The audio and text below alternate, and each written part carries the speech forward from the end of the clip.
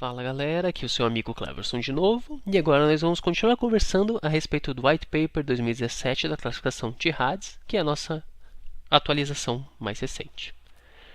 Em termos de critérios, foi onde a gente parou na última aula, são as características que nós vamos julgar para dizer o quão suspeito para a malignidade é um nódulo tireoidiano.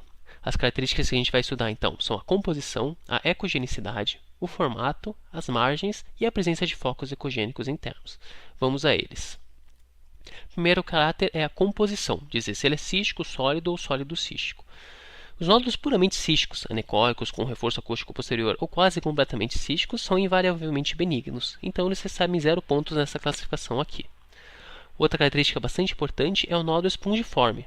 O nódulo espongiforme é um nódulo misto, ele é sólido cístico, porém ele tem um componente maior de cistos do que de sólidos. Então todo nódulo sólido cístico em que mais de 50% da composição é de pequenos císticos cai nessa categoria aqui e você não vai se preocupar com eles. Eles são tão associados com benignidade que essa edição do T-RAD diz que não importa os outros achados, você vai pontuar 0 pontos e esses nódulos não precisam nem ser acompanhados. Porém, a gente não pode confundir isso com outros nódulos sólidos císticos. Quando o componente sólido é mais predominante do que o componente cístico, nós temos que analisar o restante do nódulo e continuar pontuando ele. Então, menos que 50% você não vai chamar de espongiforme. Alguns exemplos para vocês. A primeira imagem é um cisto clássico, uma estrutura anecoica com reforço acústico posterior. A gente pontua 0 pontos e pode classificá-lo como um benigno, sem medo nenhum.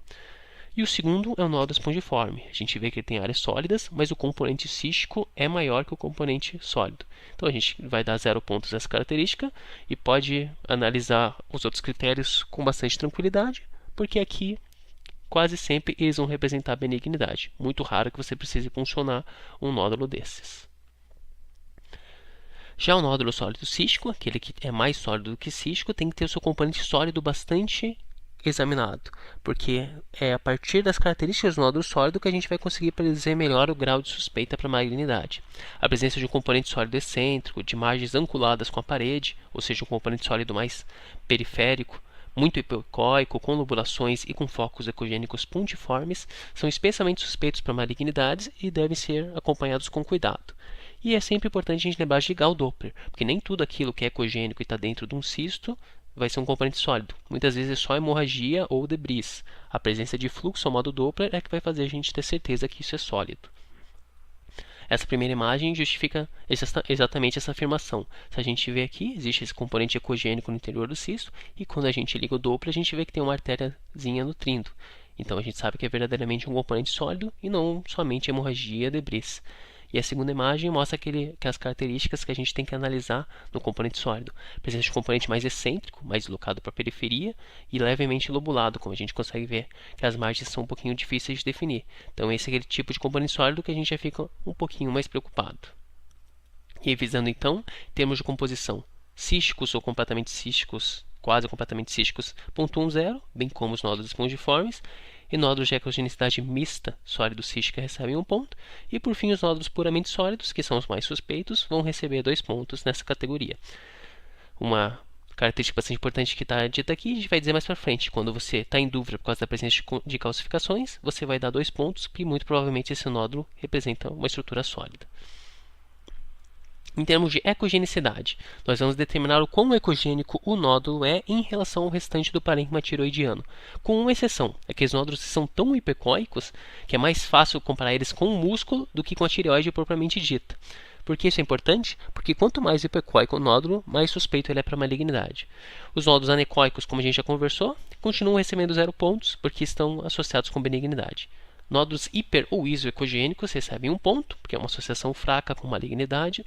Nódulos hipoecóicos recebem 2 pontos. E aqueles marcadamente hipoecóicos, aqueles que são mais perto de ecogenicidade do músculo do que do parênquima tireoidiano, são aqueles mais suspeitos e recebem 3 pontos. A primeira imagem é um nódulo isoecogênico, a gente consegue delimitar ele muito próximo da ecogenicidade da tireoide. O segundo exemplo é um nódulo hiperecogênico, em todo momento ele é mais ecogênico que a tireoide. O terceiro é um nódulo hipoecóico e o quarto é um nódulo marcadamente hipoecóico. Perceba que ele é tão hipoecogênico que ele está mais perto do músculo do que da tireoide em termos de ecogenicidade, portanto é o mais suspeito de todos. Em termos de pontuação, o anecóico recebe 0 pontos, o hiper ou isoecogênico recebe 1 ponto, o hipocogênico recebe 2 e o marcadamente hipoecoico recebe 3 pontos. Nessa tabelinha aqui, uma outra característica que a gente vai falar um pouquinho mais para frente, se você não tem certeza da ecogenicidade por causa de calcificações ou qualquer outra estrutura que dificulte a análise, você vai colocar um ponto, que é um intermediário de suspeição. Falando agora em relação ao formato. Quando o nódulo é mais alto do que largo, isso não é um achado frequente, mas quando presente é muito específico para a malignidade, ou seja, um diâmetro antero-posterior maior que um diâmetro transverso é muito associado à suspeita para a malignidade. Não é necessário você perder tempo ficando colocando caliper, tentando fazer uma medida matemática. Isso pode ser decidido basicamente no aspecto visual. Então aqui é uma classificação simples e dicotômica. Se ele é mais alto do que largo, ele é muito suspeito e recebe 3 pontos, e se ele não tem essa característica, ele vai receber 0 pontos. Agora falando a respeito das margens, vale a pena a gente conversar agora sobre o halo. O halo era uma característica muito descrita em estudos antigos. Alguns autores diziam que estava associado à malignidade, outros diziam que só quando o halo era incompleto, septado, que você ia ficar preocupado, e outros diziam que não, que o halo era somente compressão de parênquima tiroidiano adjacente e que não tinha associação com malignidade. Isso era tão confuso que na última classificação eles deixam de falar a respeito do halo. Ele auxilia muito pouco em termos de predição de malignidade. Então o que a gente vai classificar as margens são nas seguintes categorias. Margens mal definidas. Se você está inseguro ou não consegue definir muito bem quais são as margens do nódulo, é melhor você usar essa categoria aqui, porque você não dá certeza alguma. É uma categoria em que você pontua 0, então você não analisa a categoria, mas pelo menos você não vai superestimar nem subestimar o grau de suspeita. Agora, quando você consegue enxergar bem, você vai tentar encaixar numa das seguintes categorias. Lobulado ou irregular é todo aquele nódulo cujas margens não são homogêneas, não são lisas. Seja ele espiculado, lobulado, com protrusões para o parênquima adjacente ou com entalhes, seja como for, vai cair nessa categoria aqui. E o mais suspeito de todos é aqueles que têm extensão extratiroidiana, que você consegue ver que o nódulo apresenta espiculações ou lobulações que se dirigem para fora da tireoide. Isso já fala a favor de extensão extratiroidiana da doença, logo é o mais suspeito de todos para malignidade. Alguns exemplos para vocês. Esse primeiro nódulo é um que em um primeiro momento parece ter margens homogêneas, lisas, só que quando você analisa ele com mais atenção, perceba que não é isso. Perceba que ele tem aqui finas lobulações, então ele merece ser colocado em uma categoria um pouquinho mais suspeita. Coloquei essa imagem aqui porque até eu fiquei um pouquinho confuso com ela. Mostra que a gente tem que prestar bem atenção na margem, porque às vezes a gente pode cair do cavalo.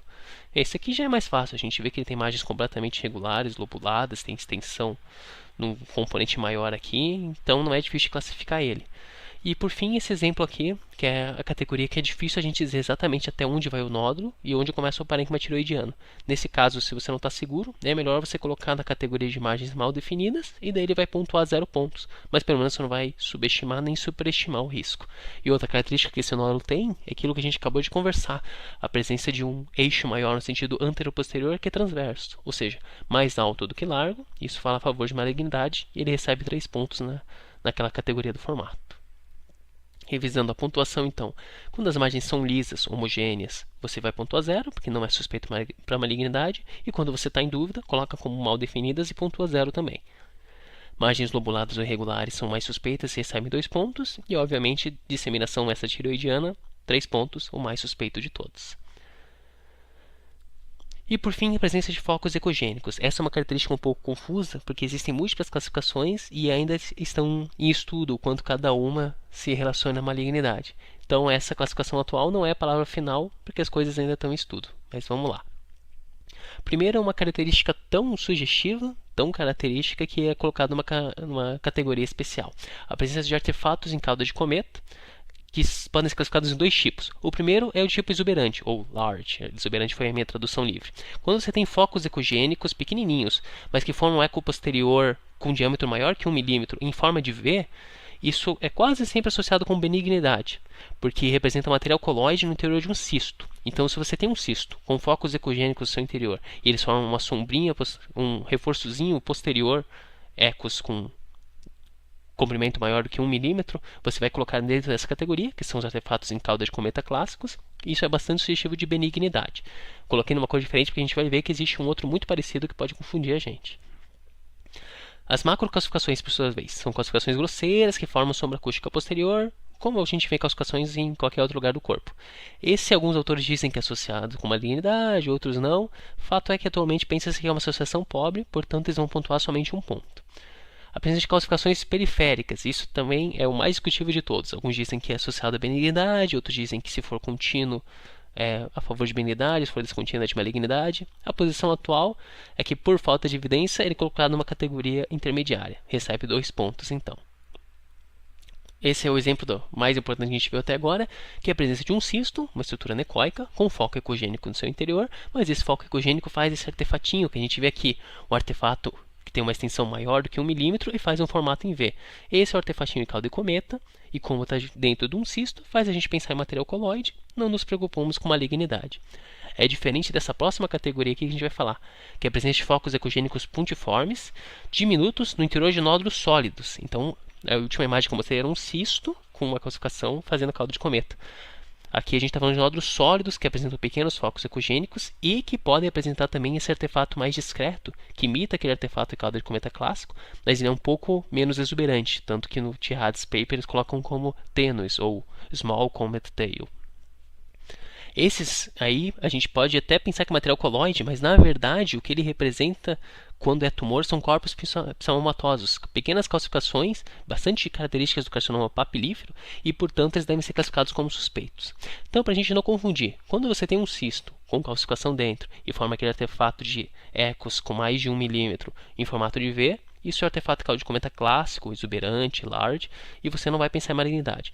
Quando calcificações pequenininhas são dentro de um nódulo sólido, formam esse artefatinho parecido com cauda de cometa, mas menos exuberantes, aí a gente tem que ficar preocupado, vai pontuar como suspeito para malignidade, porque muito provavelmente representa esses corpos psammomatosos. Aqui um exemplo para vocês verem. Percebam que a gente tem uma calcificaçãozinha pequena e faz até um artefatinho posterior aqui. Mas ele não está dentro de um cisto, ele está dentro de um nódulo sólido. Então a gente vai ficar mais preocupado.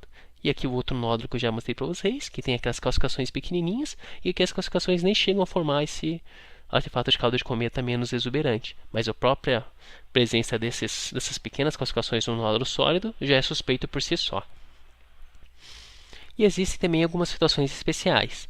Quando você tem um nódulo com tantas calcificações que você não consegue nem analisar as margens e a ecogenicidade do próprio nódulo, existe já um pacote pronto de pontos. Esses nódulos recebem 3 pontos. 2 pela composição, porque provavelmente é um nódulo sólido para ter tanta calcificação assim, e 1 ponto pela ecogenicidade, porque você não consegue determinar o certo, então cai numa característica intermediária. E uma outra situação especial é quando você tem um nódulo espongiforme com focos ecogênicos no seu interior.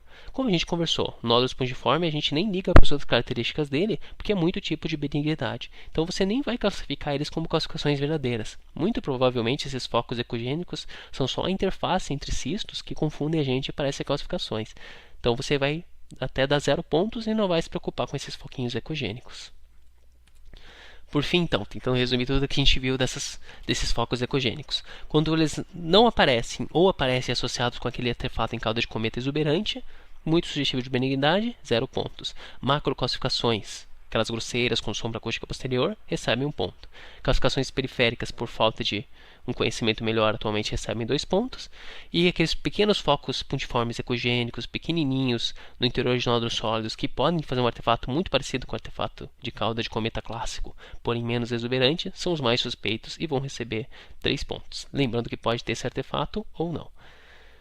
E por fim, alguns achados benignos adicionais. Eles nem são descritos em exaustão nessa edição do Tihad's, porque eles são muito infrequentes, tem somente relatos esparsos na literatura a respeito deles. Portanto, a gente nem acaba falando muito deles nessa classificação nova. O mais comum é o nódulo uniformemente hiperecóico, conhecido na literatura inglesa como o White Knight, como os Cavaleiros Brancos da Guarda Real de Westeros. Eles são tão sugestivos de benignidade que a gente também muitas vezes acaba nem acompanhando. Outro é um nódulo chamado em aspecto de pele de girafa, que é aquele que tem áreas hipo e hiperecogênicas entremeadas, que muitos autores até chamam de pseudonódulo. Na verdade, não é um nódulo verdadeiro, mas sim um comprometimento difuso da tireoide por uma tireoidite de Hashimoto ou qualquer outra causa de tireoidite, que forma aspecto de pseudonódulos. A gente acha que consegue medir nódulo, mas na verdade aquilo é só parênquima que está passando por um processo inflamatório. Uma pausa então para vocês digerirem tudo isso que a gente conversou, e na última aula a gente só vai encaixar essas coisas para chegar na classificação final e ver o que o Tihad's nos dá de orientações finais. Muito obrigado.